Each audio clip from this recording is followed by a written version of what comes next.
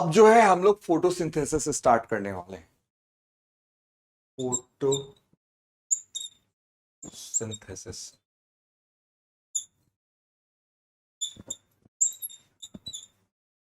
ठीक है। फोटोसिंथेसिस में क्या होता है, सिंपली इसको ऐसे समझो। अभी जस्ट हम लोगों ने पढ़ा autotrophic mode of nutrition. Autotrophic mode of nutrition में ये समझे कि उस मोड में ऑर्गेनिजम्स अपना फूड खुद से बनाते हैं। तो अपना फूड वो खुद से कैसे बनाते हैं, उसी प्रोसेस को फोटोसिंथेसिस कहा जा रहा है। ये भी ऐसा टर्म है जो बचपन से समझते आ रहे हो। यहां पे बस एक दो बात देख लो। फोटो, फोटो मतलब ये लाइट, ठीक है। सिंथेसिस मतलब टू मेक समथिंग, किसी चीज को बनाना, सिंथेसाइज करना। तो फोटोसिंथेसिस, और देखो यहां पे टू मेक समथिंग, तो क्या समथिंग है वो, तो वही समथिंग अपना फूड है। यानी फोटोसिंथेसिस क्या है, तो एक प्रोसेस है जिसमें ऑर्गेनिजम्स सनलाइट के हेल्प से फूड प्रिपेयर करते हैं, फूड को बनाते हैं। फूड बेसिकली बोले तो यहां पे ग्लूकोज है, C6H12O6, ये कॉमन।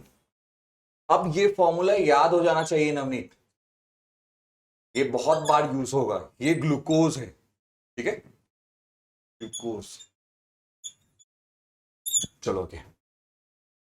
तो फोटोसिंथेसिस क्या है, तो इस प्रोसेस के अंदर जो ऑटोट्रॉफ्स हैं, ऑटोट्रॉफ्स बोले तो ग्रीन प्लांट्स, ग्रीन प्लांट्स क्या करते हैं, तो कार्बन डाइऑक्साइड और वाटर के हेल्प से सनलाइट एंड क्लोरोफिल के प्रेजेंस में फूड यानी ग्लूकोज प्लस ऑक्सीजन का फॉर्मेशन करते हैं। यानी सिंपली इसी केमिकल रिएक्शन को हम लोग फोटोसिंथेसिस कहते हैं। यानी इसको डिफाइन कैसे करेंगे फोटोसिंथेसिस को, तो the process,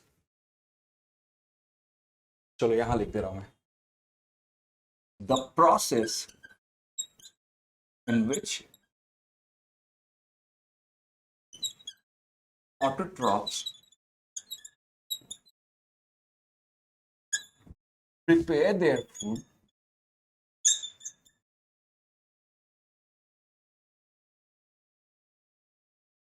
with the help of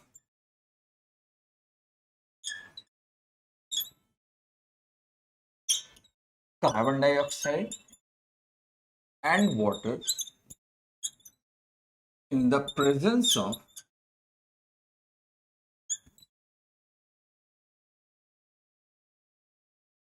sunlight and chlorophyll.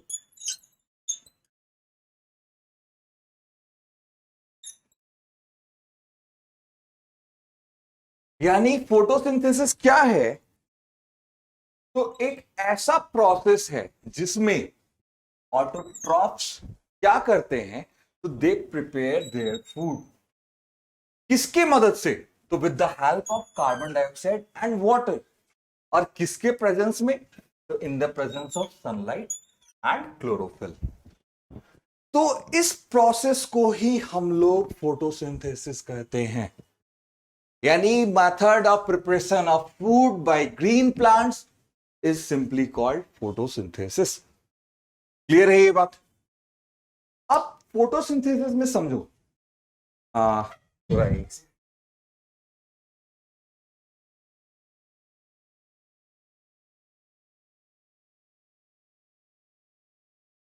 चलो ठीक है।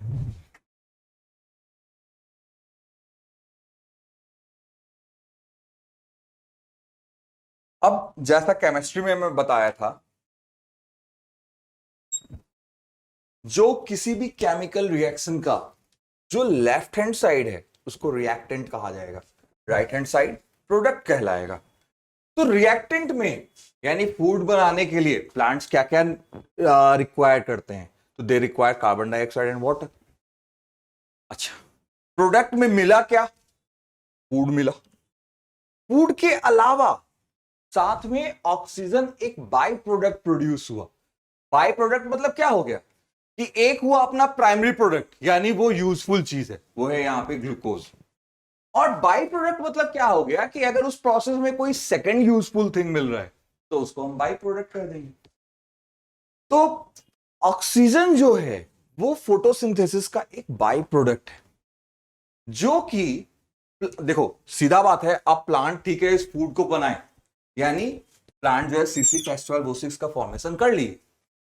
अब फूड को ऑक्सीजन के प्रेजेंस में बर्न करेंगे तब तो जाकर एनर्जी मिलेगा। तो क्या होगा कि यही ऑक्सीजन प्लांट जब उसको उस फूड को यूटिलाइज करेंगे एनर्जी पर्पस के लिए, तो वो इसी प्रिपेयर्ड ऑक्सीजन के प्रेजेंस में इस ग्लूकोज को बर्न करेंगे and they will derive energy. यानी अब ये बात को समझो कि हर ऑर्गेनिज्म पहली बात तो रेस्पिरेशन करता ही है। खाना क्यों खा रहा है भाई? फूड इसीलिए खा रहा है या फूड इसीलिए बना रहा है ताकि उससे एनर्जी डिराइव कर सके। तो एनर्जी डिराइव करने के लिए फूड का reaction in the presence of oxygen होता है, तब जाके फूड जो है हमको एनर्जी देगा। तो ये जो ऑक्सीजन जो यहां पे प्रिपेयर हो रहा है, ये ढेर मतलब देखो प्लांट में फोटोसिंथेसिस होता कहां है? तो उनके ग्रीन लीव्स में होता है। अब ग्रीन लीव्स में तो हर एक लीफ में तो करोड़ों करोड़ सेल्स होंगे, यानी हर सेल में फोटोसिंथेसिस हो रहा है। तो अब समझो कि वहां पे लार्ज वॉल्यूम ऑफ ऑक्सीजन भी प्रोड्यूस हो रहा है। वो लार्ज वॉल्यूम इतना सफिशियंट है कि कुछ पार्ट प्लांट अपने लिए अपने रेस्पिरेशन के पर्पस के लिए यूज कर लेते हैं एंड रिमेनिंग पार्ट को वो रिलीज कर देते हैं।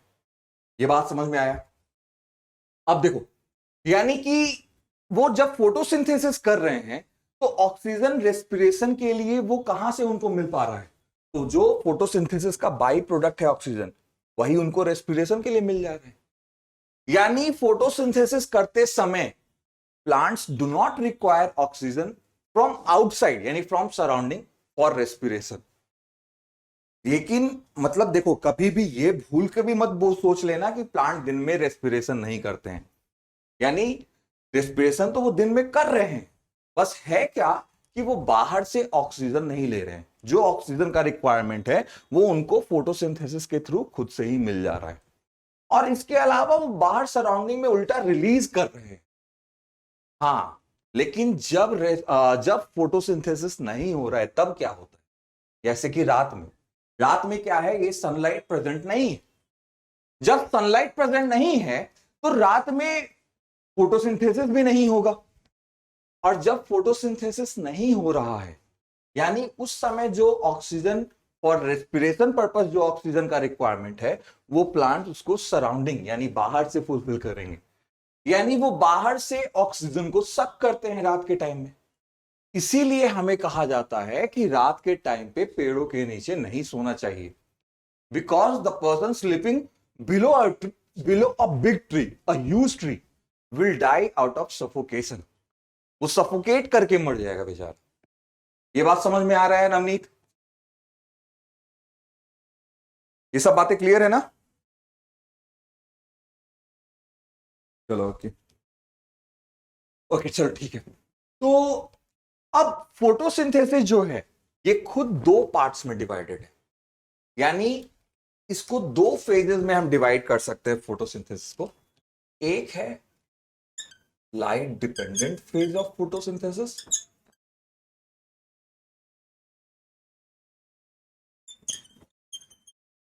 और दूसरा है लाइट इंडिपेंडेंट फेज।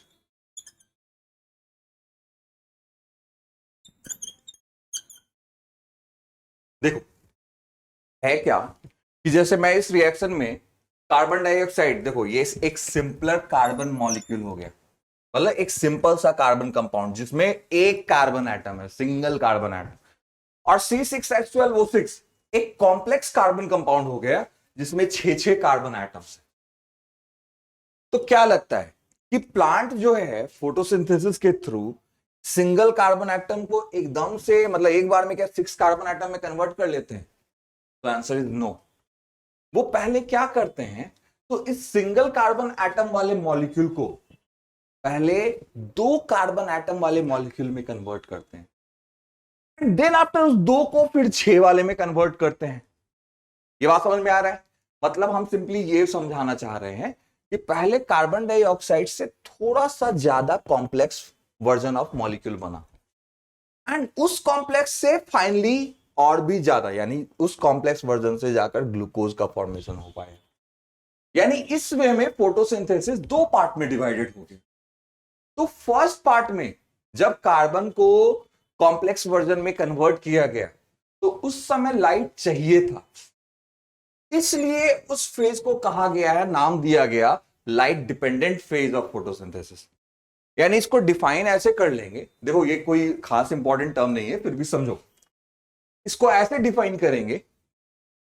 ये देखो मैं बोला खास इंपॉर्टेंस नहीं है, कहने का मतलब बोर्ड पॉइंट ऑफ व्यू से बोला, अभी 10th बोर्ड से, यानी ये सब चीजें 12th में पढ़ोगे, अब बहुत डीपली पढ़ोगे इन सब चीजों को जब 12th में बायो पढ़ोगे, खैर अगर पढ़ोगे तो खैर ठीक है। तो लाइट डिपेंडेंट फेज का मतलब क्या हो गया कि ऐसा फेज ऑफ फोटोसिंथेसिस जिसमें प्लांट्स को सनलाइट का जरूरत है, यानी द पार्ट और the phase of photosynthesis in which plants require sunlight to perform is called light dependent phase of photosynthesis. Light independent phase का क्या मतलब हो गया कि the phase or the part of photosynthesis in which no sunlight is needed is called light independent phase of photosynthesis. और ये जो phase है ये मोस्टली प्लांट जो है इसको रात में करते हैं, एंड ये जो फेज है ये दिन में कवर किया जाता है, यानी दिन में होता है, यानी जब सनलाइट प्रेजेंट है तब होता है। तो this was the 2 phases of photosynthesis. इसके अलावा ये समझ ही रहे हो ना कि सेल के अंदर बहुत सारे मतलब सेल के अंदर बहुत सारे सेल ऑर्गेनल्स होंगे। तो क्लोरोफिल क्या है, तो एक प्लास्टिड है। प्लास्टिड क्या होता है, जैसे 9th में पढ़े होगे कि प्लांट सेल्स के अंदर प्लास्टिड्स प्रेजेंट होते हैं। प्लास्टिड्स वो सेल ऑर्गेनल्स है जो सेल को कलर प्रोवाइड करते हैं। तो इसके अलग अलग टाइप थे, वैरायटी ऑफ टाइप थे, वैरायटी नहीं मतलब 2-3 टाइप्स थे। तो उसी में जैसे एक था ल्यूकोप्लास्ट, तो वैसे ही एक है क्लोरोप्लास्ट। एंड क्लोरोप्लास्ट जो है वो कंटेन करता है क्लोरोफिल। ये वर्ड्स याद रखना, क्लोरोप्लास्ट। क्लोरोप्लास्ट क्या है, तो एक प्लास्टिड है, यानी सेल ऑर्गेनल है